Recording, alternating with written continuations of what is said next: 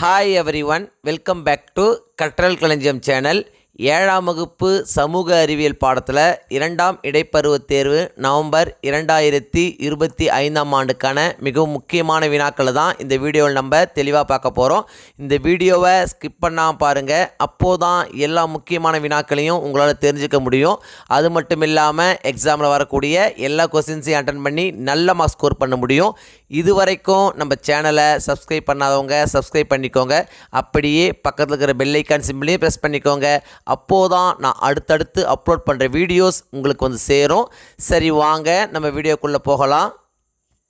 7ஆம் வகுப்பு சமூக அறிவியல் பாடத்தில் 2ஆம் இடைப்பருவத் தேர்வுக்கான பாடப்பகுதிகள் என்னென்ன அப்படின்னு பார்த்தீங்கன்னா, வரலாறுல அலகு 1 விஜயநகர் பாமினி அரசுகள், அலகு 2 முகலாய பேரரசு, புவியியலில் பார்த்தீங்கன்னா அலகு 1 வளங்கள், அலகு 2 சுற்றுலா, குடிமையியலில் பார்த்தீங்கன்னா அலகு 1 மாநில அரசு.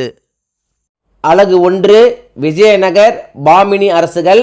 இந்த பாடத்தில் என்னென்ன இம்பார்ட்டன்ட் கொஸ்டின்ஸ் அப்படின்னு பார்த்தீங்கன்னா, பக்கம் 126 இதில் பார்த்தீங்கன்னா ரோமன் லெட்டர் 6 1 அல்லது 2 வாக்கியங்களில் விடையளிக்கவும். இதில் என்னென்ன முக்கியமான வினாக்கள் அப்படின்னு பார்த்தீங்கன்னா, முதல் வினா, விஜயநகர் பேரரசின் 4 வம்சங்களின் மிகச்சிறந்த ஆட்சியாளர்களை எழுதுக. ரொம்ப இம்பார்ட்டன்ட் கொஸ்டின். நெக்ஸ்ட் கொஸ்டின் பார்த்தீங்கன்னா, தலைக்கோட்டை போரை பற்றி எழுதுக. ரொம்ப இம்பார்ட்டன்ட் கொஸ்டின், அடிக்கடி கேட்குறாங்க, நிச்சயம் எக்ஸாமுக்கு வரும்.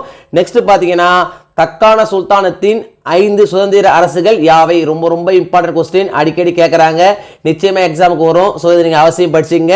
நெக்ஸ்ட் பார்த்தீங்கன்னா, ரோமன் லெட்டர் 7 பார்த்தீங்கன்னா விரிவாக விடையளிக்க. இதில் பார்த்தீங்கன்னா ஃபர்ஸ்ட் கொஸ்டின், கிருஷ்ணதேவராயரின் பணிகள் மற்றும் சாதனைகளை குறிப்பிடுக. ரொம்ப இம்பார்ட்டன்ட் கொஸ்டின், அடிக்கடி கேட்குறாங்க, நிச்சயம் எக்ஸாமுக்கு வரும். ஸோ இந்த கொஸ்டின் நீங்கள் அவசியம் படிச்சுங்க. அலகு 2 முகலாய பேரரசு. இந்த அலகுல என்னென்ன இம்பார்ட்டன்ட் கொஸ்டின்ஸ் அப்படின்னு பார்த்தீங்கன்னா, பக்கம் 143 எடுத்துங்க. ரோமன் லெட்டர் 7 குறுகிய வினா.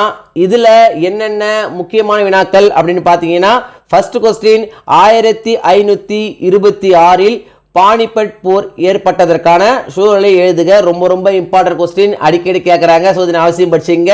நெக்ஸ்ட் பார்த்தீங்கன்னா, தேர்ட் கொஸ்டின், மன்சப்தாரி முறையை பற்றி குறிப்பு வரைக. ரொம்ப இம்பார்ட்டன்ட் கொஸ்டின், அடிக்கடி கேட்குறாங்க, நிச்சயமாக எக்ஸாமுக்கு வரும். ஸோ இதை நீங்கள் அவசியம் படிச்சுங்க. பக்கம் 144 ரோமன் லெட்டர் 8 பார்த்தீங்கன்னா, கீழ்காணும் வினாக்களுக்கு விடையளிக்கவும். இதில் என்னென்ன முக்கியமான வினாக்கள் அப்படின்னு பார்த்தீங்கன்னா, முதல் வினா, முகலாயர்களின் நில வருவாய் முறையை பற்றி விவரி. ரொம்ப இம்பார்ட்டன்ட் கொஸ்டின், அடிக்கடி கேட்குறாங்க. நெக்ஸ்ட் கொஸ்டின், அக்பர் கற்றலின் பாதுகாவலன் மதிப்பிடுக. ரொம்ப இம்பார்ட்டன்ட் கொஸ்டின். இந்த லெசனை பொறுத்த வரைக்கும் பார்த்தீங்கன்னா, இந்த 2 நெடுவினாவுமே ரொம்ப இம்பார்ட்டன்ட் கொஸ்டின் தான். இந்த 2லேருந்து நிச்சயமாக எக்ஸாமுக்கு ஒரு கொஸ்டின் வந்துடும். ஸோ இந்த 2 கொஸ்டின் நீங்கள் அவசியம் படிச்சுக்கங்க.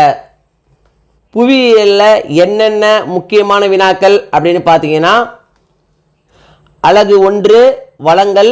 இந்த பாடத்தில் என்னென்ன இம்பார்ட்டன்ட் கொஸ்டின்ஸ் அப்படின்னு பார்த்தீங்கன்னா, பக்கம் 171 ரோமன் லெட்டர் 5 பின்வருவனவற்றிற்கு விடையளிக்கவும். இதில் என்னென்ன இம்பார்ட்டன்ட் கொஸ்டின்ஸ் அப்படின்னு பார்த்தீங்கன்னா, ஃபர்ஸ்ட் கொஸ்டின், வளங்கள் வரையறு. ரொம்ப இம்பார்ட்டன்ட் கொஸ்டின், அடிக்கடி கேட்குறாங்க. ஸோ இதை நீங்கள் அவசியம் படிச்சிங்க.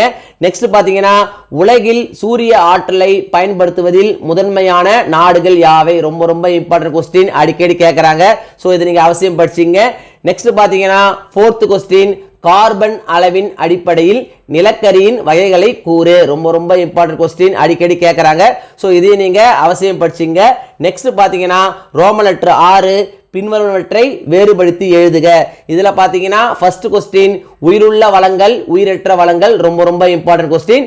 நெக்ஸ்ட் கொஸ்டின் பார்த்தீங்கன்னா, புதுப்பிக்கக்கூடிய வளங்கள் புதுப்பிக்க இயலா வளங்கள். இதுவும் பார்த்தீங்கன்னா ரொம்ப இம்பார்ட்டன்ட் கொஸ்டின். இந்த 2 கொஸ்டின்ல இருந்து நிச்சயமாக ஒரு கொஸ்டின் நம்மளுடைய எக்ஸாமுக்கு வந்துடும். ஸோ இந்த 2 கொஸ்டின் நீங்கள் அவசியம் படிச்சுக்கங்க. நெக்ஸ்ட் பார்த்தீங்கன்னா, காரணம் கூறுக. இதில் பார்த்தீங்கன்னா செகண்ட் கொஸ்டின், நீர் ஒரு சிறந்த ஆற்றல் மூலமாக கருதப்படுகிறது. ரொம்ப இம்பார்ட்டன்ட் கொஸ்டின், அடிக்கடி கேட்குறாங்க. ஸோ இதை நீங்கள் அவசியம் படிச்சிங்க. ரோமன் லெட்டர் 8 விரிவாக விடையளிக்க. இதில் பார்த்தீங்கன்னா ஃபர்ஸ்ட் கொஸ்டின், புதுப்பிக்கக்கூடிய வளங்களின் வெவ்வேறு வகைகளை விளக்குக. ரொம்ப இம்பார்ட்டன்ட் கொஸ்டின், அடிக்கடி கேட்கக்கூடிய ஒரு கொஸ்டின். ஸோ இதை நீங்கள் அவசியம் படிச்சிங்க. நெக்ஸ்ட் பார்த்தீங்கன்னா, தேர்ட் கொஸ்டின், புதைப்படிம எரிபொருள் வளங்கள் யாவை, அவற்றை விளக்குக. ரொம்ப ரொம்ப இம்பார்ட்டன்ட் கொஸ்டின், அடிக்கடி கேட்கக்கூடிய கொஸ்டின். இந்த லெசனை பொறுத்த வரைக்கும் இந்த 2 கொஸ்டின் இருந்து ஒரு கொஸ்டின் நிச்சயம் நம்மளோட எக்ஸாமுக்கு வந்துடும். ஸோ இந்த 2 கொஸ்டின் நீங்க அவசியம் படிச்சுக்கங்க. அலகு 2 சுற்றுலா. இந்த பாடத்துல என்னென்ன முக்கியமான வினாக்கள் அப்படின்னு பார்த்தீங்கன்னா, பக்கம் 190 ரோமன் லெட்டர் 6 கீழ்காணும் வினாக்களுக்கு சுருக்கமாக விடையளிக்கவும். இதுல என்னென்ன முக்கியமான வினாக்கள் அப்படின்னு பார்த்தீங்கன்னா, ஃபர்ஸ்ட் கொஸ்டின் சுற்றுலா வரையறுக்க, ரொம்ப ரொம்ப இம்பார்ட்டன்ட் கொஸ்டின். நெக்ஸ்ட் கொஸ்டின் சூழல் சுற்றுலா குறித்து சிறு குறிப்பு வரைக, இதுவும் பார்த்தீங்கன்னா ரொம்ப ரொம்ப இம்பார்ட்டன்ட் கொஸ்டின் தான். நெக்ஸ்ட் கொஸ்டின் இந்தியாவில் உள்ள ஏதேனும் 5 மலை வாழ்டங்களின் பெயர்களை எழுதுக, ரொம்ப ரொம்ப இம்பார்ட்டன்ட் கொஸ்டின், அடிக்கடி கேட்குறாங்க. நெக்ஸ்ட் பார்த்தீங்கன்னா தமிழ்நாட்டில் உள்ள ஏதேனும் 5 கடற்கரையின் பெயர்களை எழுதுக, இதுவும் பார்த்தீங்கன்னா ரொம்ப ரொம்ப இம்பார்ட்டன்ட் கொஸ்டின். இந்த 4 கொஸ்டின் இருந்து நிச்சயமா நம்ம எக்ஸாமுக்கு 1 அல்லது 2 கொஸ்டின் வந்துடும். ஸோ இதை நீங்க அவசியம் படிச்சிங்க. நெக்ஸ்ட் பார்த்தீங்கன்னா வேறுபடுத்துக. இதுல என்னென்ன இம்பார்ட்டன்ட் கொஸ்டின்ஸ் அப்படின்னு பார்த்தீங்கன்னா, ஃபர்ஸ்ட் கொஸ்டின் பன்னாட்டு சுற்றுலா மற்றும் வரலாற்று சுற்றுலா, ரொம்ப ரொம்ப இம்பார்ட்டன்ட் கொஸ்டின். நெக்ஸ்ட் கொஸ்டின் சமய சுற்றுலா மற்றும் சாகச சுற்றுலா, இதுவும் பார்த்தீங்கன்னா ரொம்ப ரொம்ப இம்பார்ட்டன்ட் கொஸ்டின் தான். இந்த 2 கொஸ்டின் இருந்து நிச்சயமா எக்ஸாமுக்கு ஒரு கொஸ்டின் வந்துடும். ஸோ இந்த 2 கொஸ்டின் நீங்க அவசியம் படிச்சீங்க. நெக்ஸ்ட் பார்த்தீங்கன்னா ரோமன் லெட்டர் 8 பின்வரும் வினாக்களுக்கு விரிவான விடையளிக்கும். இதுல என்னென்ன இம்பார்ட்டன்ட் கொஸ்டின் அப்படின்னு பார்த்தீங்கன்னா, ஃபர்ஸ்ட் கொஸ்டின் சுற்றுலாவின் புவியியல் காரணிகளை விளக்குக, ரொம்ப ரொம்ப இம்பார்ட்டன்ட் கொஸ்டின். நெக்ஸ்ட் பார்த்தீங்கன்னா தேர்ட் கொஸ்டின் சுற்றுலாவின் சுற்றுச்சூழல் தாக்கத்தை விவரிக்கும், இதுவும் பார்த்தீங்கன்னா ரொம்ப ரொம்ப இம்பார்ட்டன்ட் கொஸ்டின் தான். இந்த 2 கொஸ்டின் நீங்க அவசியம் படிச்சுக்கங்க. குடிமையியல்ல என்னென்ன இம்பார்ட்டன்ட் கொஸ்டின்ஸ் அப்படின்னு பார்த்தீங்கன்னா, அலகு 1 மாநில அரசு. இந்த பாடத்துல என்னென்ன இம்பார்ட்டன்ட் கொஸ்டின்ஸ் அப்படின்னு பார்த்தோம்னா, பக்கம் 202 ரோமன் லெட்டர் 5 1 அல்லது 2 வாக்கியங்களில் விடையளிக்கும். இதுல என்னென்ன இம்பார்ட்டன்ட் கொஸ்டின்ஸ் அப்படின்னு பார்த்தீங்கன்னா, ஃபர்ஸ்ட் கொஸ்டின் மாநில ஆளுநராவதற்கான தகுதிகள் யாவை, ரொம்ப ரொம்ப இம்பார்ட்டன்ட் கொஸ்டின், அடிக்கடி கேட்கறாங்க. நெக்ஸ்ட் பார்த்தீங்கன்னா தேர்ட் கொஸ்டின் லோக் அதாலத் பற்றி எழுதுக, ரொம்ப ரொம்ப இம்பார்ட்டன்ட் கொஸ்டின், அடிக்கடி கேட்கறாங்க, நிச்சயமா எக்ஸாமுக்கு வரும். நெக்ஸ்ட் பார்த்தீங்கன்னா ஃபோர்த் கொஸ்டின் சட்டமன்ற தொகுதி என்றால் என்ன. நெக்ஸ்ட் பாத்தீங்கன்னா 5th கொஸ்டின் முதலமைச்சர் மற்றும் ஏனைய அமைச்சர்களை நியமிப்பவர் யார், ரொம்ப ரொம்ப இம்பார்ட்டன்ட் கொஸ்டின், அடிக்கடி கேட்கறாங்க. இந்த லெசனை பொறுத்த வரைக்கும் இந்த 4 கொஸ்டினுமே ரொம்ப ரொம்ப இம்பார்ட்டன்ட் கொஸ்டின் தான். ஸோ இந்த 4 கொஸ்டின் நீங்க அவசியம் படிச்சீங்க. நெக்ஸ்ட் பாத்தீங்கன்னா ரோமன் லெட்டர் 6 கீழ்காணும் வினாக்களுக்கு விரிவாக விடையளிக்கும்.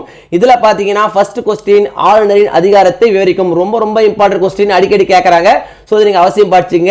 நெக்ஸ்ட் பாத்தீங்கன்னா தேர்ட் கொஸ்டின் முதலமைச்சர் மற்றும் கேபினெட் அமைச்சர்களின் பணிகள் யாவை, ரொம்ப ரொம்ப இம்பார்ட்டன்ட் கொஸ்டின், அடிக்கடி கேட்கறாங்க. இந்த லெசனை பொறுத்த வரைக்கும் இந்த 2 கொஸ்டின்ல இருந்து நிச்சயமா ஒரு கொஸ்டின் எக்ஸாமுக்கு வந்துடும். சோ இந்த 2 கொஸ்டின் நீங்க அவசியம் படிச்சுங்க. இரண்டாம் இடைப்பருவ தேர்வை பொறுத்த வரைக்கும் இந்த வீடியோவில் நான் கொடுத்துருக்கிற இந்த கொஸ்டின்ஸை மட்டும் நீங்கள் படித்தா போதும். எக்ஸாமில் வரக்கூடிய எல்லா கொஸ்டின்ஸையும் அட்டன் பண்ணி நல்ல மார்க்ஸ் ஸ்கோர் பண்ண முடியும்.